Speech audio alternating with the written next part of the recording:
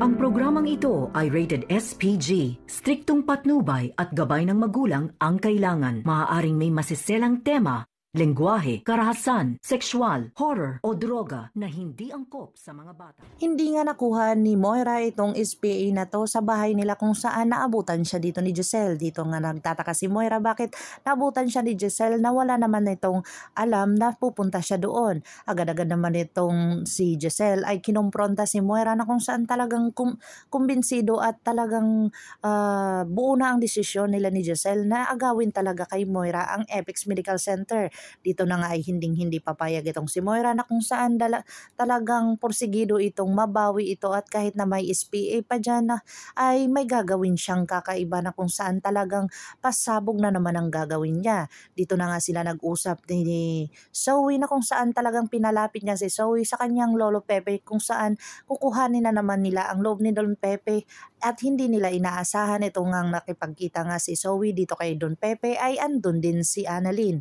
Dito na nga sinabi ni Don Pepe kay Zoe na kung manghingi ka sa akin ng tawad at lalong-lalo na kay Annalyn dahil may kasalanan ka din dito. Ito ay kinagulat ni Zoe dahil sa mga sinasabi ni Don Pepe at nakita niya si Annalyn na kung saan hindi niya inaasahan.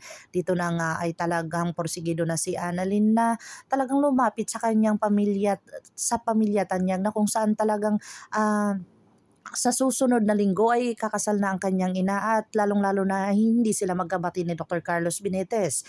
Dito na nga porsigido si Annalyn na mapalapit sa kanyang lolo at saka tiyahin na kung saan lalo-lalo na sa kanyang tatay na si Dr. RJ Tanyag. Dito na nga nalaman ni Lynette ang buong katotohanan na pinaalis pala sa OR itong si Annalyn.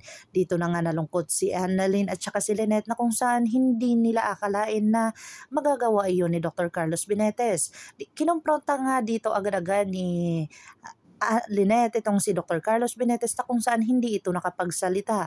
Dito na nga ay sinabi nga ni Dr. Carlos Benitez na tinatawagan daw ni Annalyn itong kanyang amang si Dr. RJ Tanyag para ikwento doon at isumbong na talagang pinapahiya siya dito ni Dr. or inaalipin siya dito ni Dr. Carlos Benitez. At hindi alam ni Dr. Carlos Benitez na si Lolo Pepe pala ang kanyang kausap, hindi pala ito si Dr.